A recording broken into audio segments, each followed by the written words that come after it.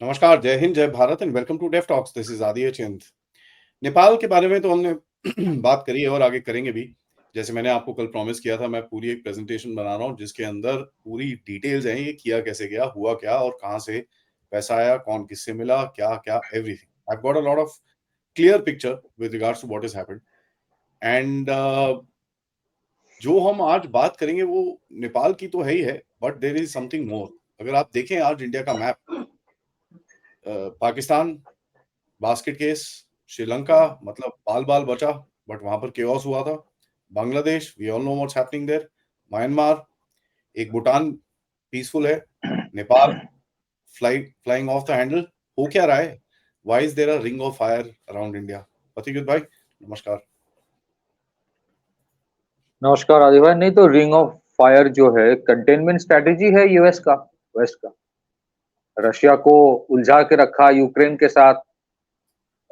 हालांकि चाइना हमारा दोस्त नहीं है, लेकिन फिर भी ये कहना चाहते हैं चाइना के इर्द गिर्द जितने सारे मिलिट्री बेस अमेरिका ने बना के रखा, उसका अगर कोई मैपिंग करे तो फिर पता चल जाएगा। और थर्ड बचा था इंडिया। इंडिया के अंदर ये रिजीम चेंज कर नहीं पा रहा है, कोशिश बहुत जारी है लेकिन कर नहीं पा रहा है। तो इंडिया के इर्द गिर्द जितने हैं एनसर्कलमेंट चल रही है। एक और चीज तो है, दैट्स अगर आप पार्ट ऑफ किसी भी बड़ी पार्क को देखो, आप उसके आसपास आग लगा रखी है इन लोगों ने, हर जगह पे। एग्जैक्टली रशिया चाइना, वही हाँ। एग्जैक्टली आपने सही कहा। हम्म। अच्छा, तो मैं कल ना सारा दिन मेरे दूसरे जो भी काम होता है उसके सिवा भी मैं काफी सारे चैनल्स में असम ये नेपाल के लेके ही डिस्कशंस चल रहा था। तो बहुत सारे ऐसे प्रोग्राम्स में था जहाँ पे नेपाल के बच्चे भी थे, मतलब जो जेन जी जिसको कहा जा रहा है, जो प्रोटेस्ट कर रहा है। मैंने दो तीन चीजें उनसे पूछा। और एक तो चीज है, देखिए मैं पहले कहना चाहता हूँ कि नेपाल में लोगों की नाराजगी सरकार के प्रति जायज है। नाराजगी है, बहुत नाराजगी है, बहुत कारण है, और उनका जो नाराजगी है, गुस्सा है, वो जायज है। लेकिन दुख की बात है, उनकी नाराजगी, उनके गुस्से का इस्तेमाल किया गया। इस्तेमाल करके नेपाल के लोगों से ही नेपाल को जला दिया गया। तो आपको दूसरे देश की कुछ दुश्मन की फौज की जरूरत ही नहीं है। आप सोचिए मॉब वायलेंस क्या होता है आज के जमाने में। सोशल मीडिया से मॉब वायलेंस आपके देश को आप ही के लोगों के द्वारा जलाए जाते हैं, दिखाया जाता है कारण कि देखो करप्शन के खिलाफ लड़ रहा हूं। मैं कल एक बंदे से पूछा, तुम लोग नया देश बनाना चाहते हो, मतलब नया एकदम new new Nepal, new politics, great politicians will come, Gen Z का रिप्रेजेंटेशन। तो मैंने पूछा भाई बैठोगे कहां? पार्लियामेंट को जला डाला। नया नेपाल तैयार करोगे, पुराने पॉलिटिशियंस खराब है मान लिया, बैठोगे कहां? तो मैंने बोला किस तरह का डेमोक्रेटिक मूवमेंट होता है जहां पे आप सुप्रीम कोर्ट, पार्लियामेंट बिल्डिंग जला देते हो, और कौन सा पॉलिटिकल एक्टिविज्म ये आपको अलाउ करता है कि आप एक एक्स पीएम की वाइफ को जला दो? और तो और आप पशुपतिनाथ मंदिर को भी अटैक करने वाले थे। तो कौन सा नेपाल के हिंदू वो चाहता है करना?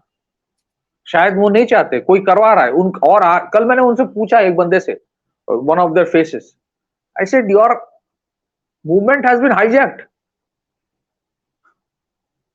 तो एक्चुअली ही एग्रीड।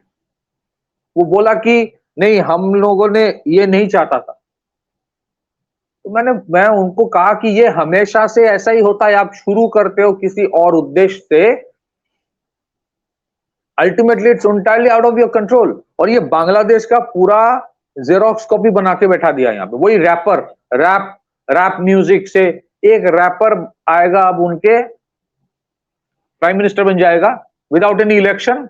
वही इंटरिम गवर्नमेंट, हाँ, जो इंटरिम गवर्नमेंट फिर वो इलेक्शन नहीं करवाएगा, वो इंटरिम गवर्नमेंट का वो बंदा होगा जिसको पॉलिटिक्स का कुछ आता जाता नहीं है।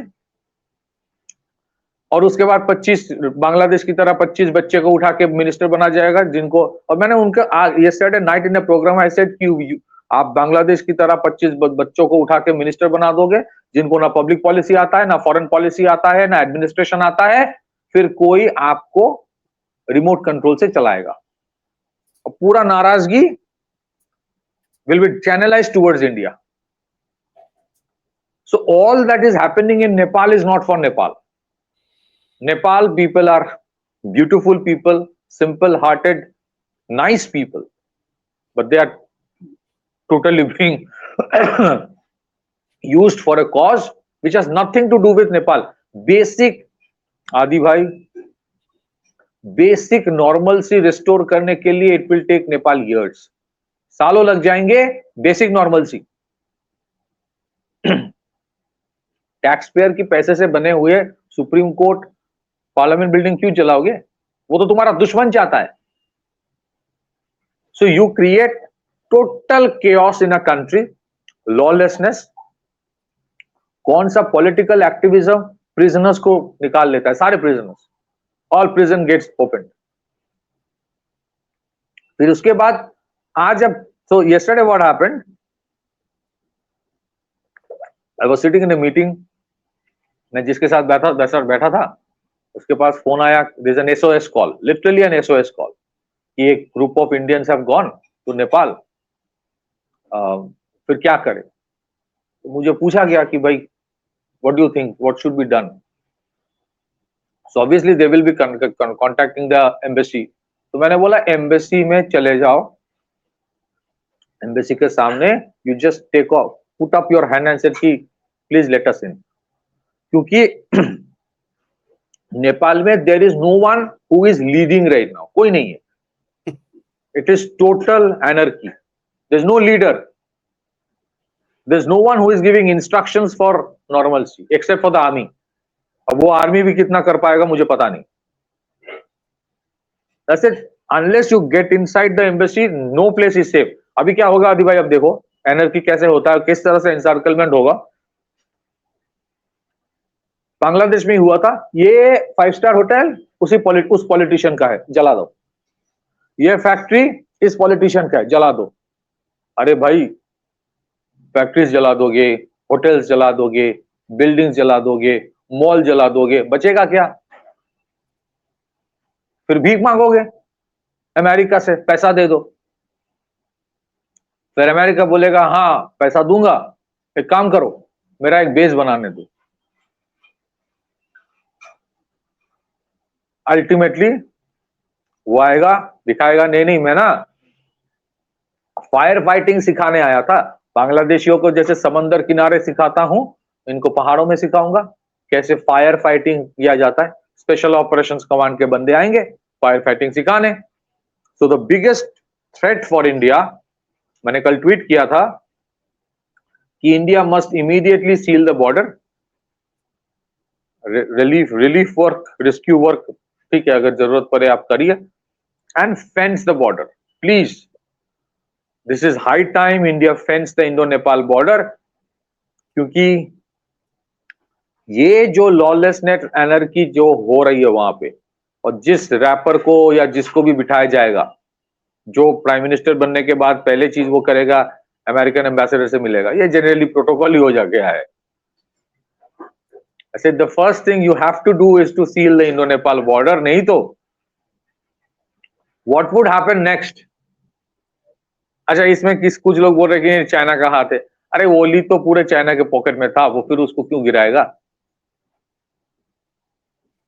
You see, Oli was never pro India, ठीक है, but you still had a functional government. Functional एक गवर्नमेंट था, यहां तो कोई नहीं है आज। It is like a Congo, it is like an African सब सहारन अफ्रीका, जहां पे सिविल वॉर चल रहा है, कोई लीडर नहीं है। How do you deal with a country like that?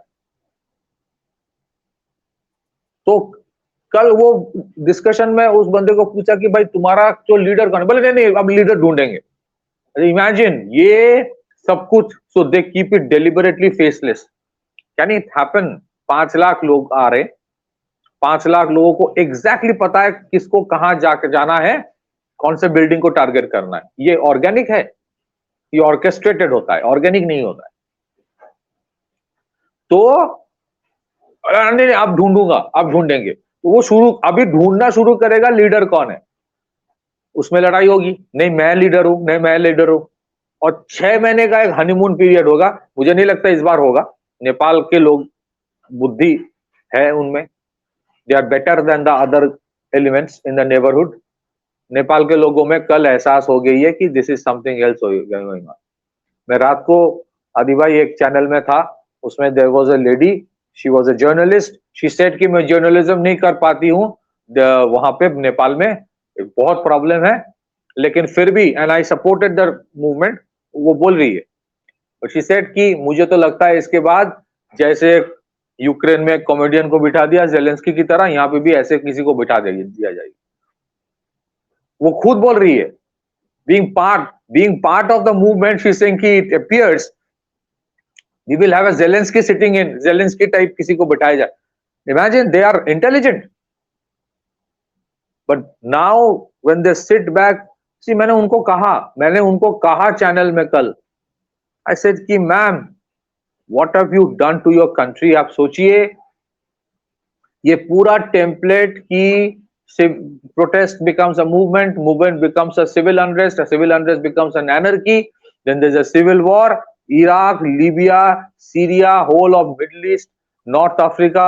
अब वो घूम के जब अपने देश की तरफ देखते हैं ना कि डेमोक्रेसी कितना आया, देश ही बर्बाद हो गया।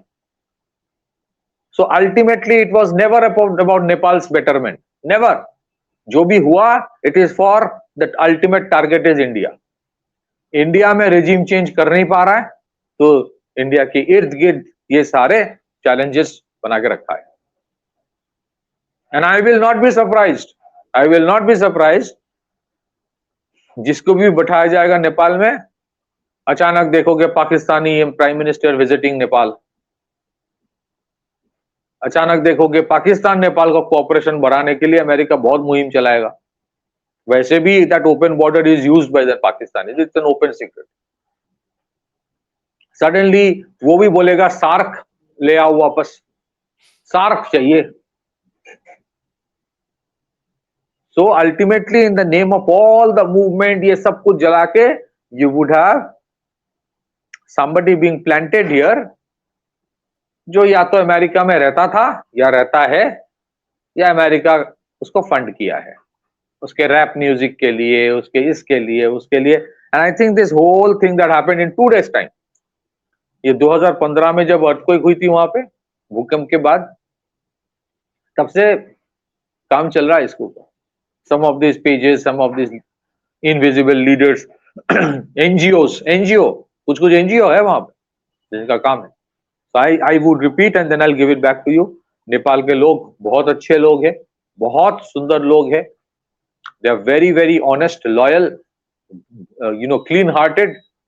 और उनके सरकार जो है उनके लिए जिंदगी बहुत मुश्किल कर दी थी, लेकिन उनका जो नाराजगी है, उनके जो गुस्सा है, उसका किसी ने इस्तेमाल किया अपने ही देश को बर्बाद करवाने के लिए। इसका खामियाजा उनको भुगतना पड़ेगा, but it's too late perhaps। Back to you, and it's very high time we remain very careful about that। Indo-Nepal border will be now as sensitive as Indo-Pakistan, Indo-Bangladesh border। Time we fence it, not by Nepalis, but by people not coming by from Nepalis, right? Nepalis, Nepalis are our brothers, Nepalis are our brothers, not they are threat is not from Nepalis। they are welcome, ji there is no question। तो there is no question, and as a matter of fact जो भी आप देख लो, whatever is happening at the behest of the Americans, there's no question about it। and जैसे मैंने बोला, but it's interesting this policy of containment, ये बड़ी interesting है। इंटरेस्टिंग इसलिए है कि आप अगर इसको थोड़ा सा और तरह से देखें, it is basically challenging the power in its own neighbourhood, right? कि भाई आप ये तो संभाल लो, उसके बाद बाहर निकलना ये तो बस की नहीं है आपके टाइप्स। इसमें होता क्या है, in the long term, short term में तो obviously there's going to be pain and this and that, but in the long term one thing will happen. It gives that power, जो resident power है, ठीक है, the time to kind of start playing. And if you notice, you can do that. ठीक है, किस तरह से आप करते हो वो अलग है. श्रीलंका में आपने अलग पॉलिसी अपनाई, अपना मालदीव्स के अंदर आपने अलग पॉलिसी अपनाई, आपकी policy in Bangladesh is pretty different. I am sure the policy in Nepal will be extremely unique, क्योंकि it's a very close nation. तो it's gonna be very interesting to kind of see this particular game opening out, क्योंकि all the countries around will start, except for China probably. China likes to play the hard ball, but countries like India and Russia ये अब खेलेंगे, they will play real politics.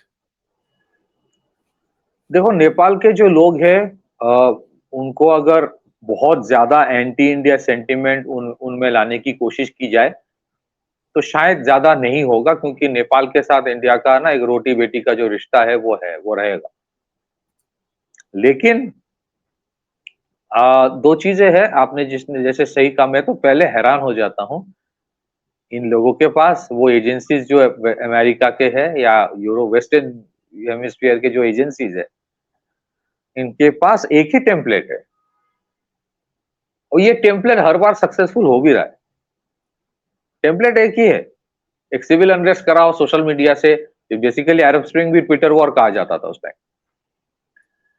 तो हाँ, आपने सही कहा कि उलझा के रखो इंडिया को, उलझा के रखो, अंदरूनी इश्यूज में भी उलझा के रखो, पड़ोस में भी उलझा के रखो, ताकि वो उभर के आ ना पाए. लेकिन क्या होता है समटाइम्स, जिसको कहते हैं ना, अंग्रेजी में एक फ्रेज है, बैप्टिज्म बाय फायर. तो you are pushing India so hard कि जो कहीं भी थोड़ा सा कॉम्प्लेसेंसी था इन द एस्टेब्लिशमेंट, कहीं पे कभी भी, मैं आज की बात नहीं कर रहा हूं, now they have no option. They will have to find out ways and they will do it. But ये तो क्लियर कट इम्प्रिंट है कि मुझे जो थोड़ा अलग दिखा आदि भाई, कल के सारा दिन का जो इंसिडेंट्स हो रहा था, फिर कल जो एनालिसिस हो रहा था टीवी में, फिर जो नेपाल के लोगों के साथ मेरी कम्युनिकेशन हुई चैनल्स में और चैनल के बाहर, मुझे जो डिफरेंट लगा फ्रॉम व्हाट हैपेंड इन बांग्लादेश. उनको एक दिन में एहसास हो गया थोड़ा बहुत कि ये कुछ और ही हो रहा है, जो बांग्लादेश में it took around 6 months time. अभी भी शायद उनको पीपल आर नॉट कन्विंस, उनको लगता होगा नहीं नहीं सही है. लेकिन कल lot of people in Nepal are totally या तो एक्सेप्ट कर रहा कि ये हाईजैक हो गया था, तो किसी ने सही कहा कि नहीं नहीं, नेपाल का मूवमेंट हाईजैक नहीं हुआ है. मुझे किसी ने कहा कि यू आर रॉन्ग, नेपाल का मूवमेंट हाईजैक नहीं हुआ है, नेपाल को ही हाईजैक कर लिया है, नेपाल को ही हाईजैक कर लिया है. एंड सैडली, मतलब ये हमारे नेबरहुड में हो रहा है. It's a beautiful place, people of Nepal are very good, but किस तरह से उनका, और मुझे लगता है कहीं भी कहीं there is a very big fear in me, वो पहाड़ी और मधेशी के बीच फिर से दरार पैदा करने की कोशिश की जाएगी. They will keep Nepal burning, civil war situation करो, उसका एक स्प्लिंटर इंपैक्ट इंडिया में होगा. इंडिया और नेपाल में कुछ भी होता है, इट इंपैक्ट्स इंडिया. आप देखोगे ना, मतलब we all know some of the other people of Nepal, जो हमारे यहाँ काम करते हैं, नौकरी करते हैं, जो भी है, ठीक है, दे आर वेरी कंसर्न. और उनके प्रॉब्लम्स है, कम्युनिकेशन नहीं कर पा रहा है, कुछ नहीं कर रहा है. बहुत लोग यहाँ काम करते हैं जो बच्चे अपने नेपाल में होते, पढ़ाई करते हैं. It's a total chaos going on. I don't know where it is going, but it is very clear कि अच्छा, कल वो, let's accept it's an American game what happened in Nepal. उसके बाद ट्रम्प आज फोन करता है, we are looking forward to the trade deal. You are making it so apparent यार, you are making it so apparent.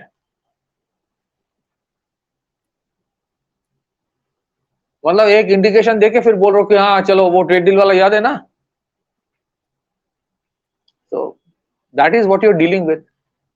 कतार को भी कल अच्छा एहसास हो गया थोड़ा बहुत कि दोस्ती का मतलब क्या है। कतार का एक रिप्रेजेंटेटिव, मुझे पता नहीं वो उनके गवर्नमेंट का कोई होगा, प्रेस कॉन्फ्रेंस में बोल रहा है 1543 में इजराइल ने अटैक किया, अमेरिका ने फोन तो किया था लेकिन वो 1553 में किया था, 10 मिनट बाद। एंड फिर वो कैथरीन लीविट जो आपकी बहुत फेवरेट है, president Trump has said we have the best of friendship with Qatar and it would never happen again. और हैपन होने के लिए बचा क्या है, एक तो छोटा सा देश है, इसकी कोई औकात उतना है नहीं। ये तो वो जितने सारे, अच्छा आपको पता है, आपको लगता है कतार इतना कुछ कर पाएगा अल जजीरा वजीरा विदाउट द अमेरिकन सपोर्ट? आपको लगता है कि इतना जो एंटी एक इजराइल या फिर एंटी बहुत कुछ वो जो करता है, is it possible for a small country like Qatar to do it without somebody's blessing? Anyways, so it's pretty apparent what is happening, लेकिन मुद्दा घूम फिर के encirclement of India. And today I feel sad for people of Nepal because for them the choice right now is devil and the deep sea. यही है। Back to you, Adil. Actually worse, trust you me. Worse. And it's worse, and to a point that I mean I can see the confusion with their comments and जो चीजें मैं देख रहा हूँ online, there is a huge amount of confusion. So ये जो बांग्लादेश का interim prime minister है मोहम्मद यूनुस, वो जब अमेरिका गया, अमेरिका जाके वो एक्सेप्ट किया कि जो मूवमेंट हुआ, जो रेजिम चेंज हुआ, जो भी हुआ, वो अचानक नहीं हुआ था, उसके पीछे बहुत प्लानिंग थी। और हिजबुत तहरीर का एक फंडामेंटलिस्ट ऑर्गेनाइजेशन का हेड महफूज आलम उसको इंट्रोड्यूस करवा रहा है। ये भी आपको पता चलेगा कभी ना कभी कि नेपाल में जो हुआ वो अचानक नहीं हुआ। ये जेनजी रेवोल्यूशन सुनने में बहुत अच्छा लगता है, हाँ जेनजी आ गया, देखो आधे से ज्यादा लोगों को पता ही नहीं एक्चुअली कर क्या रहा था वहां। और सरकार में वही, I repeat what I said yesterday, who was that stupid guy in the government who advised की गोली मारो? That person should be prosecuted and should be investigated कि वो प्लांटेड है कि नहीं। पूरा दोनों तरफ से जो हुआ, नेपाल के सरकार की तरफ से, प्रोटेस्टर्स की तरफ से नुकसान नेपाल को हुआ है। That is what I want to say. Back to you. On that note, thank you so much for that, guys. सबसे रिक्वेस्ट है, वीडियो को लाइक करिए, सब्सक्राइब करिए, end of course share this with your friends and families, and if you can please do contribute towards the channel. QR code, PayPal, super sticker, super chats is the way. आज दिन में बात करेंगे इनसे इस topic पे, नेपाल के एक जानकार जो हमारे चैनल पे बहुत आती हैं, डॉक्टर गीता कोचर, उनके साथ we'll talk to her about it. Till then, namaskar.